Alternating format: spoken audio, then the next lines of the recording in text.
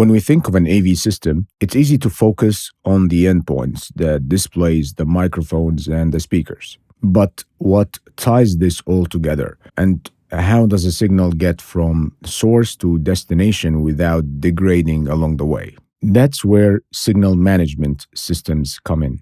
They are the unsung heroes, if you will, of the AV. The wires, the connectors, the distribution amps and switchers that make sure your audio, video, and control signals stay clean, synchronized, and get where they need to be. In this video, we'll explore the fundamentals of signal transport. We'll learn how to choose the right cable, avoid interference, and design systems that preserve signal quality from end to end. Whether you're building racks, designing systems, or troubleshooting live events, understanding signal management is a critical must-have skill.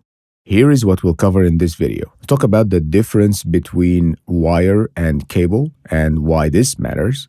We'll talk about how conductors, insulation, shielding, and jackets affect performance. We'll talk about key cable types, coax, twisted pair, and fiber optics, common AV connectors and where to use them, signal integrity, what affects it and how to preserve it, and the role of switchers and distribution amps. And finally, we will close off with best practices for rack design and cable management. By the end of this video, you will understand how to build reliable, high-performance signal paths and avoid the all too common mistakes that compromise systems. So let's dive in. We'll start with the basics and what exactly are wires and cables. It's important to understand the fundamental elements. Those are wires and cables. While those are often used interchangeably, they have distinct characteristics. A wire consists of a single conductor. It can be either solid or stranded. It is responsible for carrying an electrical signal.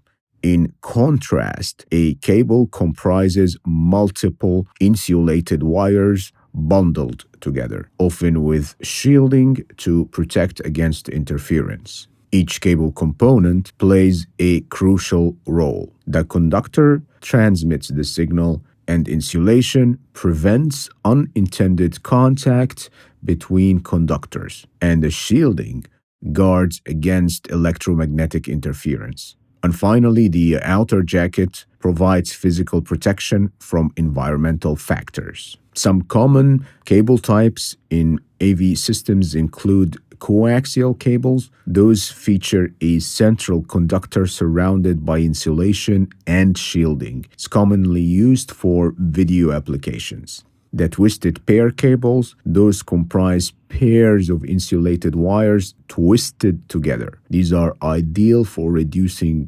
crosstalk and used in networking and audio applications. Fiber optic ones, they utilize transparent glass or plastic fibers to transmit data as light signals. These are suitable for high-speed data transmission over long distance. We also need to talk about connectors. Those are vital for interfacing cables with equipment. Selecting the appropriate connector ensures compatibility and signal integrity. Some common types you will see in the field are XLRs, HDMI, and RJ45s. We will expand upon those shortly. It is paramount to maintain signal integrity. A proper cable management strategy involves grouping cables by signal type. This minimizes interference and preserves signal quality. Another thing is avoiding proximity to electrical noise sources. So it's essential to keep cables away from motors, lighting systems, and power lines to reduce noise pickup.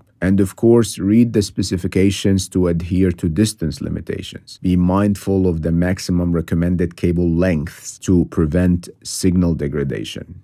And in scenarios where you require a single signal to feed multiple destinations, this is where something like a distribution amplifier is employed. DAs ensure that the signal maintains its strength and quality across all outputs, which is essential in setups like broadcasting to multiple monitors or speakers. And of course, effective rack building is integral to signal management. Some considerations you need to think about is equipment placement, how you're going to position devices to facilitate airflow and prevent overheating. Weight distribution is another thing you need to think about. Placing heavier equipment at the bottom is standard practice to maintain stability. And another crucial factor is accessibility. It's important to ensure that user interfaces that require frequent access are within easy reach. A well-organized AV system delivering flawless audio and video. By understanding and implementing these principles of signal management, you can ensure the delivery of high-quality audio and video experience. Proper selection and handling of cables, connectors, and equipment not only enhance performance, but also contribute to the longevity and reliability of your solutions. So we looked at components inside cables, conductors, insulation, shields, and jackets. Now let's take a step back and look at the types of cables used in AV systems and what makes each one unique. We're going to break this down into three essential categories: coaxial, twisted pair, and fiber optics. Coaxial cables has been the workhorse in our industry for decades. Their name comes from the fact that both the signal conductor and the shield share the same central axis, coaxial. It features a single core conductor in the center, surrounded by an insulating layer and then one or more layers of shielding, either foil braid or both. You'll most often find coax used in video systems, especially legacy setups using composite video or broadcast infrastructure running SDI. One key thing to note that coax is unbalanced, meaning it is prone to interference over longer distance, especially without good shielding. Next is the twisted pair cable. It looks more like what you'll find in network or control systems. Instead of a single conductor, it uses two, twisted around each other. A frequently asked question is why the twist? This actually helps cancel out electromagnetic interference, especially when used in balanced systems. CAT cables like Cat5e, Cat6, and Cat6a are all examples of twisted pair types. In fact, if you're using AV over IP or sending HDMI over longer runs with HD-Base-T, this is likely your go-to cable. Remember that twisted pair is balanced, meaning it is much better at rejecting interference, making it ideal for installations that have power lines, motors, or lighting nearby. Let's talk about fiber. Fiber optic cables is in a category all its own. It doesn't carry electricity, it transmits light. At its core is a hair-thin strand of glass or plastic. Said strand carries light pulses generated by transmitters, and those light pulses carry digital information. You'll see fiber often used when speeds, distance, and signal purity matter. Think of connecting AV gear between buildings or in ultra-high performance installations. It is also completely immune to electrical noise, making it perfect for environments with lots of interference. When working in the field, always make sure that you match the cable type to the signal, distance, and environment. So for example, if you need short video runs in a clean studio, coax might be fine. Running control and HDMI over 100 meters in an office, then think twisted pair is the way to go with maybe HD-Base-T. Or if you're bridging two buildings in a unicampus, then definitely fiber all the way.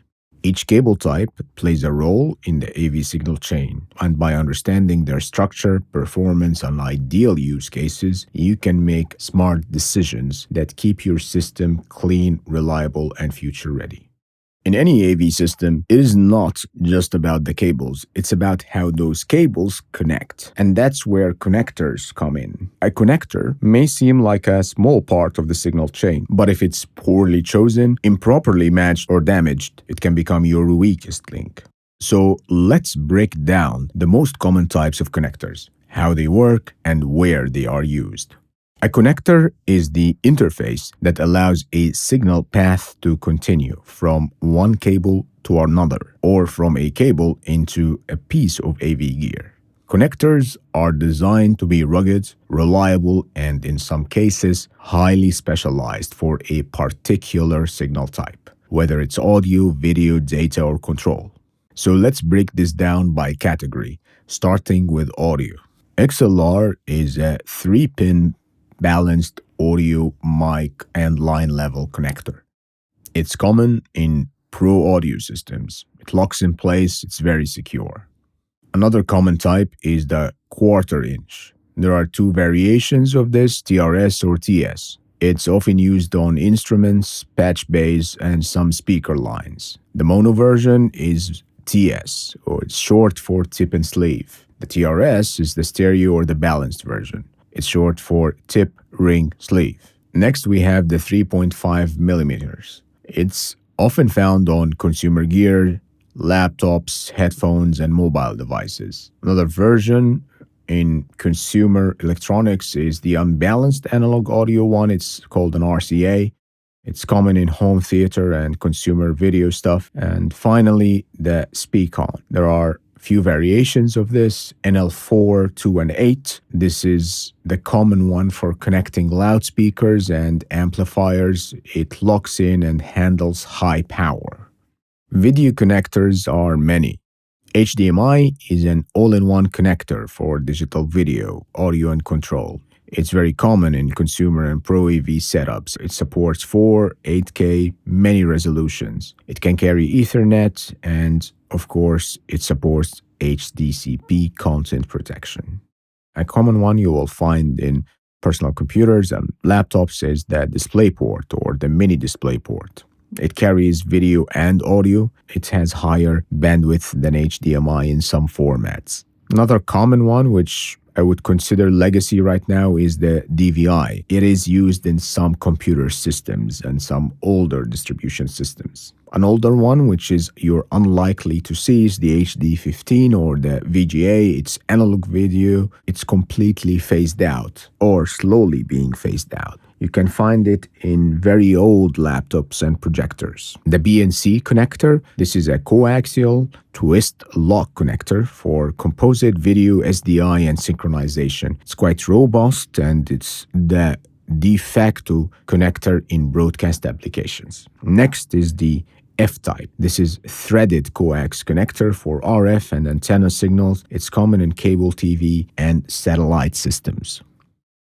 So what about control and network connectors? Well, in networks, you will find the 8P8C connector, or commonly called the RJ45. It carries Ethernet data, AV control, and of course, networked video and networked audio. It's also used in HD-based-T.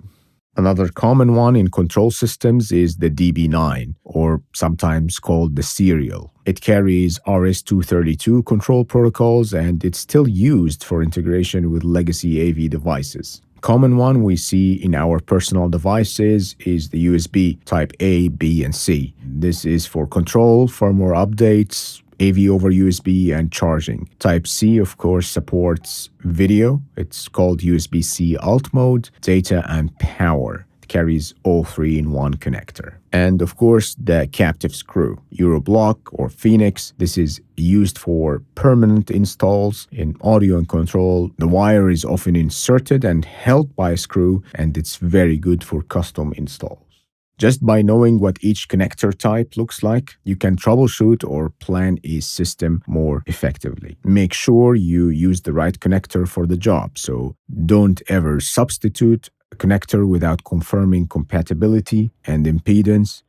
Always use locking connectors where possible, so XLRs, beacons, and BNCs for live sound or critical installs. And it's best practice to label cables on each end, especially when you are using similar connectors like RCA and BNC, or maybe you're using RJ45s for audio and video, and color code those as well. Connectors may seem small, but in our world, everything runs through them. So a mismatched or poor quality connector can make or break your signal, even in the most advanced systems. So breathe, slow down, take your time to learn the connector types and match them to the cable and the device.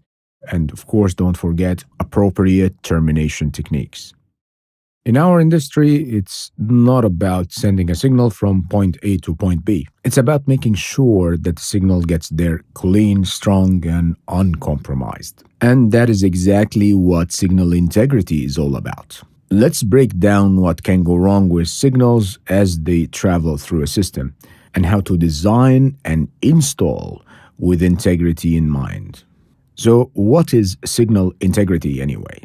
By definition, it is the preservation of a signal's original quality as it travels through an AV system. What the hell does that mean? It means that any distortion, loss, or interference that affects the signal along the way is called degradation. This degradation can be caused by the type and quality of your cabling, maybe interference from other equipment, or maybe distance that the signal travels, or maybe how the signals are grouped and routed. So whether it's a video frame freezing, or maybe a buzz in your audio signal, or a touchscreen lagging a little bit, it often comes down to signal integrity.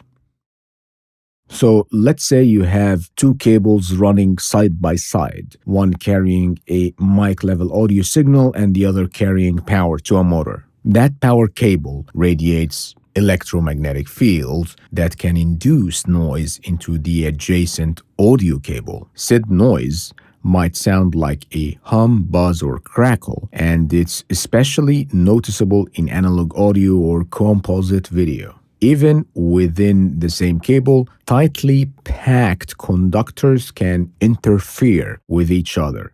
And that's called crosstalk, and it's one of the biggest issues in CAT cables when proper pairing and shielding are not used.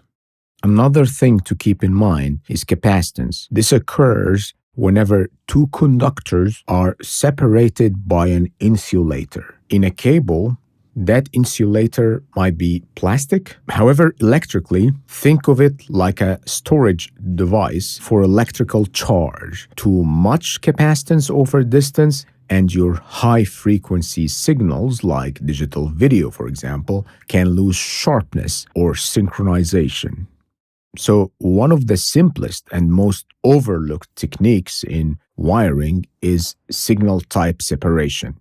How does this work in the field? So think about each category of gear. Microphone level cables should be grouped and routed away from all others. Line level audio cables should be bundled only with similar signals. Control data cables should be separated from high voltage AC power, and power cables should be routed independently and perpendicularly if they must cross signal paths. And if you have to run power and signal in parallel, keep at least 12 inches of separation between them. And if they must cross them at 90 degrees to minimize coupling. Avoid placing cables near lighting ballasts and dimmers, elevator motors or HVAC units, radio transmitter antennas, AC mains, power strips, and battery charging stations, because these can introduce electromagnetic interference and wreak havoc on unshielded or poorly installed cabling. So, what is the most vulnerable ones? Analog signals are especially vulnerable. Even small amounts of noise or voltage drops can change the sound or video quality. Recall that we talked about this in analog and digital signals video. So digital signals, on the other hand, have more error tolerance. But when they fail hard. So think dropouts, glitches, and complete black screens. So while digital formats can mask minor interference, they still rely on clean cabling, of course, and proper shielding and distance limitations to function properly. So what can you do to protect signal integrity? Use proper shielding cables, so foil plus braid for critical signals. Maintain proper bend radius, so avoid sharp turns that crimp the cables, and keep signal cables and power cables physically separated. Secure and support cables to reduce stress and strain, and avoid overloading switchers, splitters, and extenders. And finally, of course, terminate connectors cleanly and professionally. No loose strands. Test signal paths before completing an install. Use cable testers for continuity and shielding, and signal generators to confirm video or audio signal quality, and use scopes or analyzers to measure bandwidth and signal loss. Preserving signal integrity isn't just about good cable, it's about smart system design. So keep your signal clean from source to destination, and you will reduce troubleshooting, you will cut down on noise, and you will deliver the quality your audience expects. So here we are. You've got the right cable, your connectors are solid, and the signal is clean. But then something happens, the image starts to glitch, the sound cuts in and out. Chances are you've hit a distance limit. So let's unpack why signals degrade over distance, how to calculate cable runs, and what to do when you need to go further than the cable wants to. Every cable has a maximum effective length, a distance beyond which the signal weakens or distorts too much to be useful. This weakening is called attenuation. It is just like sound fading the further you get from speakers. But with signal transmission, distance isn't the only factor. Signal level, bandwidth, and cable characteristics all work together to determine how far you can go. So, how does attenuation works? As a signal travels, some of its energy is lost as heat or radiated away as electromagnetic energy.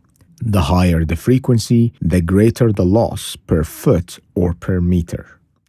Analog signals may gradually degrade with distance. First subtle noise, then image blur or audio hiss. Digital ones don't degrade gracefully as you might think. They stay clean until they suddenly drop out. You might want to think of it like the cliff effect.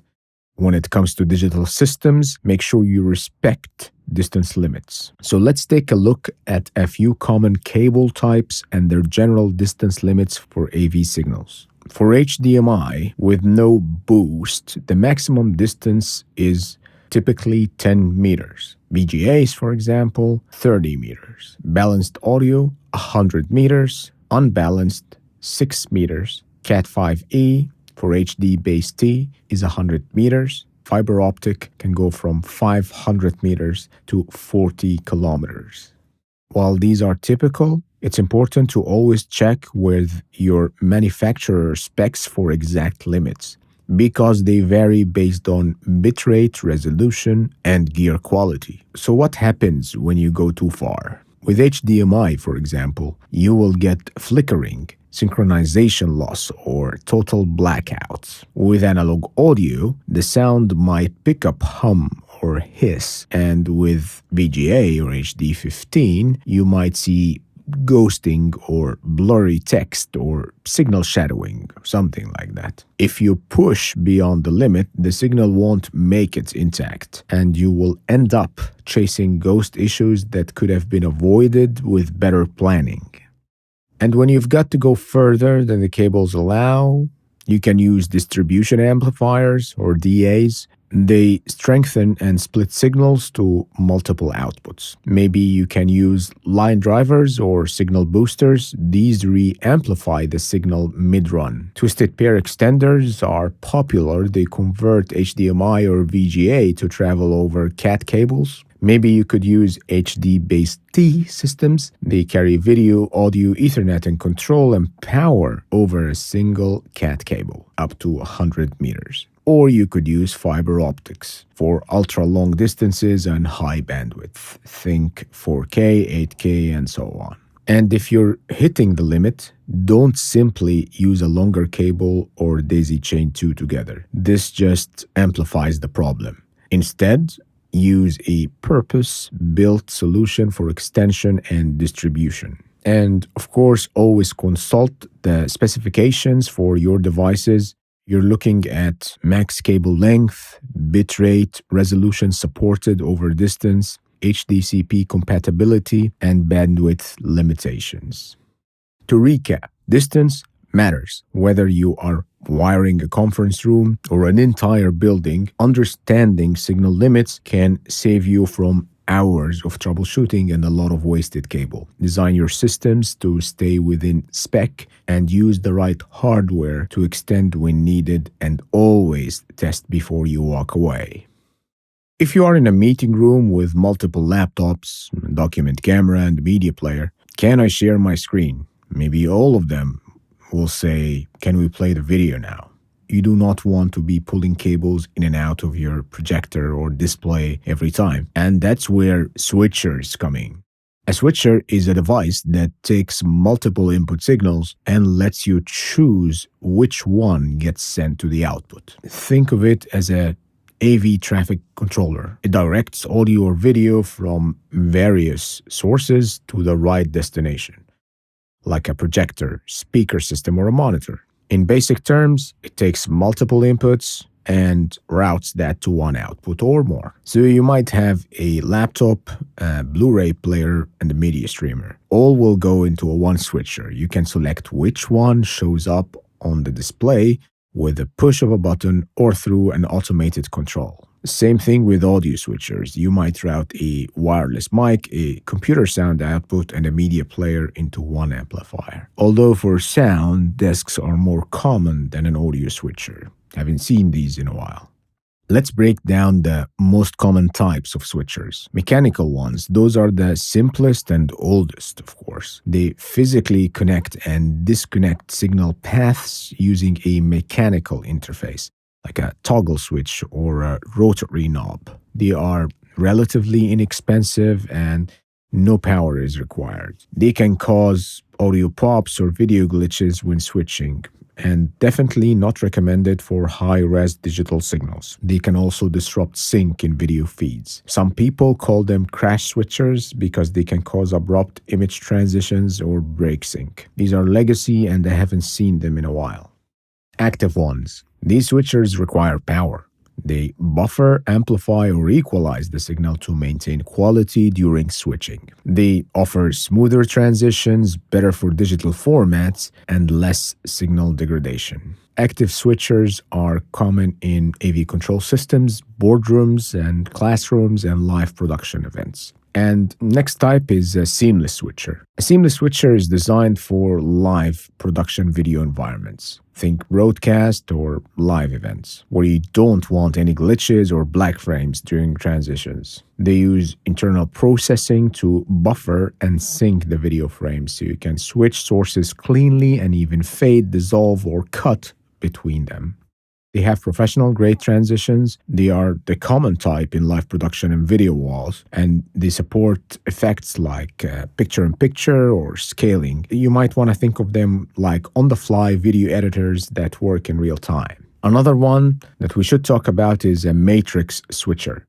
Matrix switchers allow you to send multiple inputs to multiple outputs discretely. So, for example, a 4x2 matrix can take 4 sources and route any of them to do different displays discretely or independently.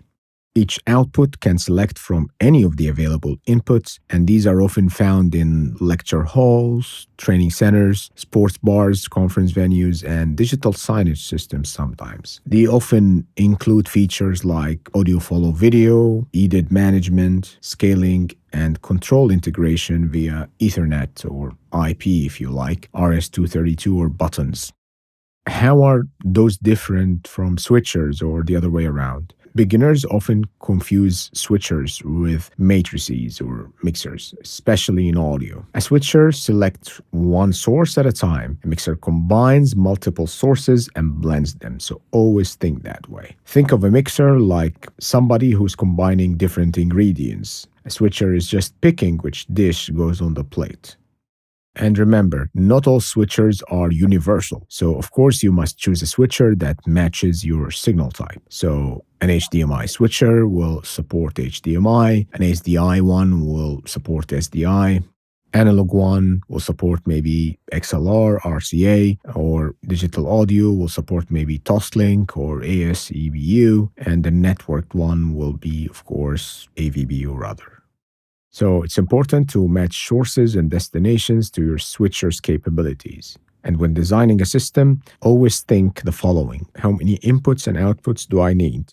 Am I switching video, audio, or both? Maybe control as well. Will users control the switcher manually or through some sort of automation system? Does the switcher need to integrate with a control system? And maybe do I need seamless transitions for live video?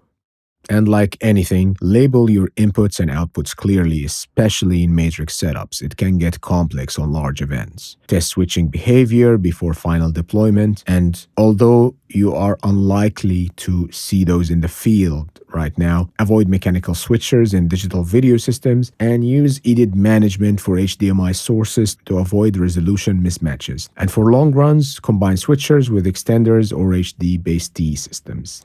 So to recap, switchers are the glue that ties multi-source systems together. So whether you are running a simple classroom setup or a fully automated auditorium, choosing the right switcher makes the difference between seamless control or total chaos.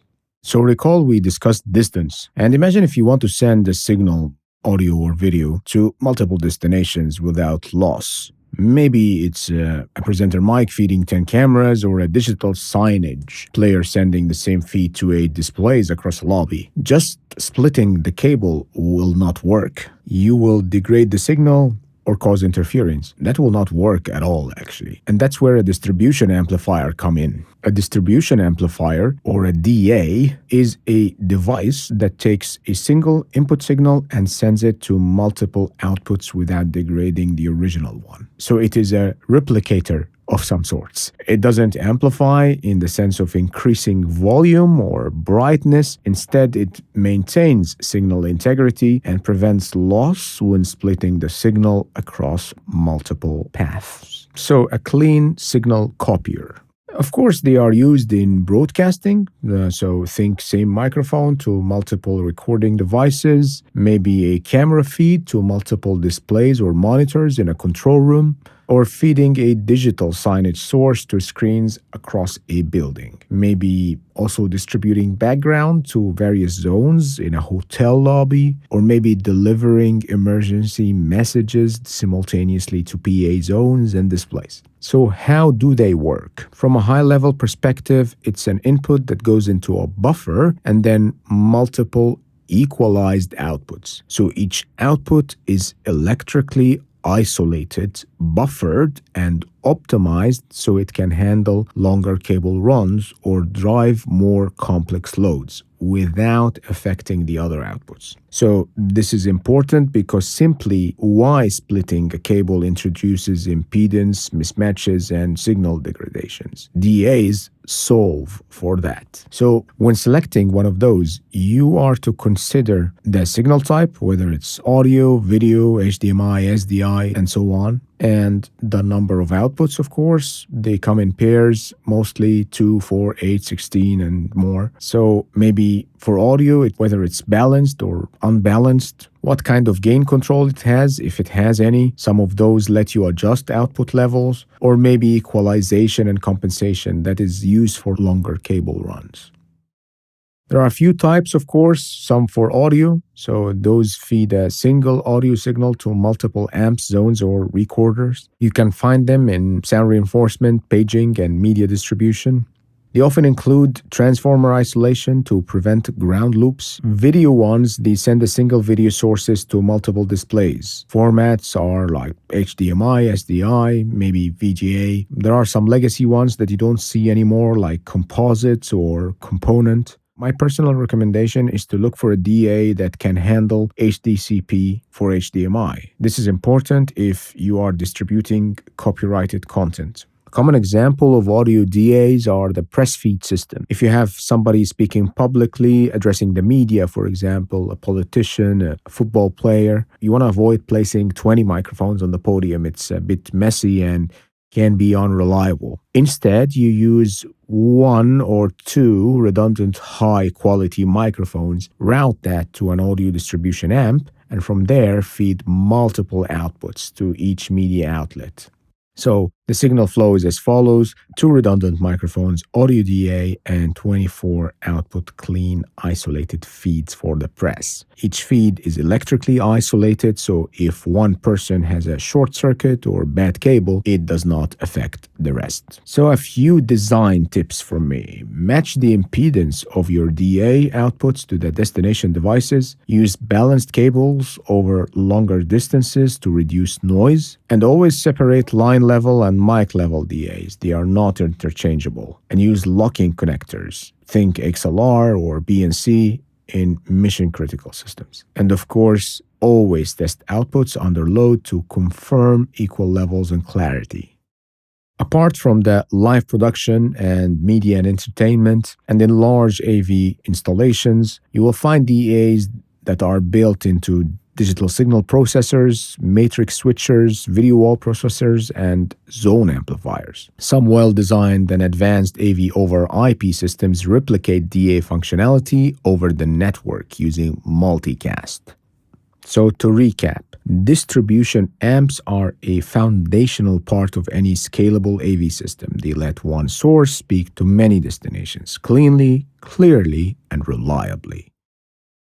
So your AV system is designed, your devices are spec'd, your signal flows are clean, but where does it all live? This is where AV rack building comes in. Think of it where structure meets strategy. An AV rack is more than just a cabinet for gear. It's the heart of your system physical infrastructure. It houses, organizes, protects, and ventilates all those critical components. Switchers, processors, amplifiers, control units, and more. So a well-built rack isn't just tidy. It's essential for performance, longevity, serviceability, and cooling. Let's get started by understanding rack dimensions. The standard specifications are 19 inches internal width. This translates to 482.6 millimeters. This is the industry standards. All rack-mountable gear is designed to fit this width.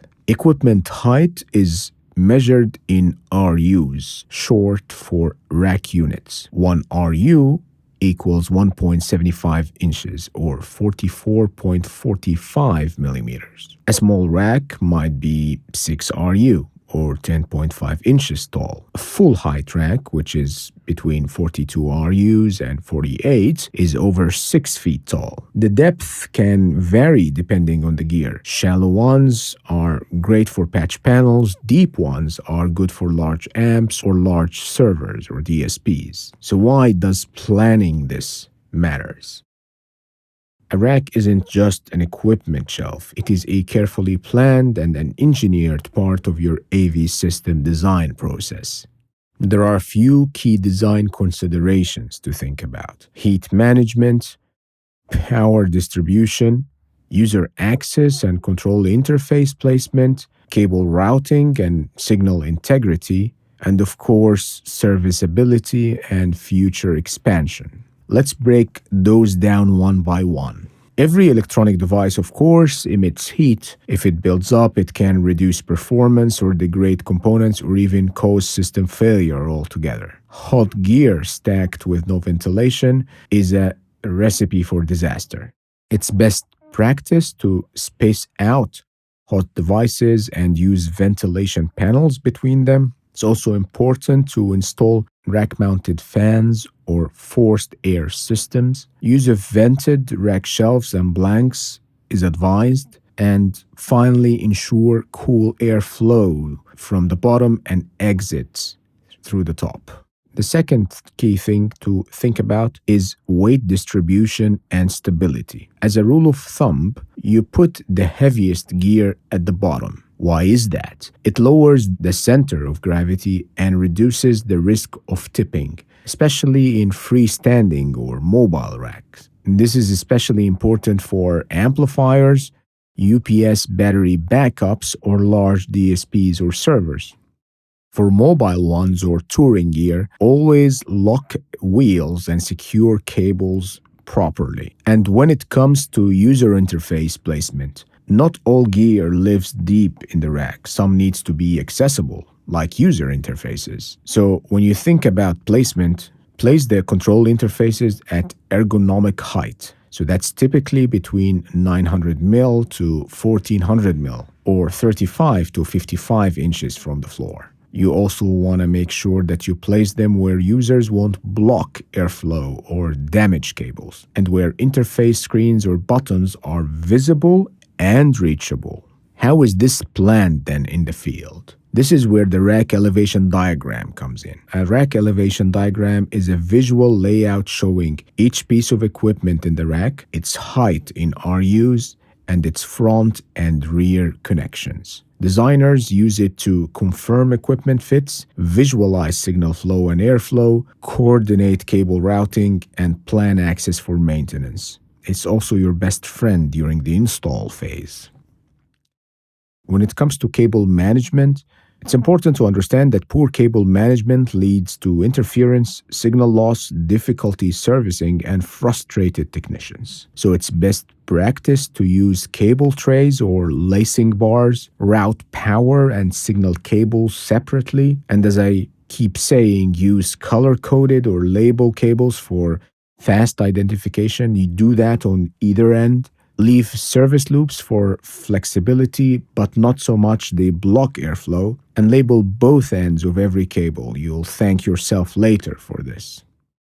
And since each device in the rack consumes power and you don't want to overload your circuit or damage sensitive equipment, be sure to use rack-mounted power distribution. This is often called PDU, and maybe consider a UPS system for mission-critical racks. It's good to group equipment by voltage or power draw, and of course, check the total amperage loads and allow headroom. For serviceability and safety, keep in mind that AV racks are often revisited over the life of a system, so make it easy to maintain and safe to access and clearly organized. Think about the next person who has to open this rack and troubleshoot it. Maybe that will happen in a year. And don't just pay attention to the front of the rack. The back of it is just as important. Designers often forget the rear of the rack, but that's where the real action happens. Routing signals and power cables happen there, and managing patch panels, unplugging into I/O.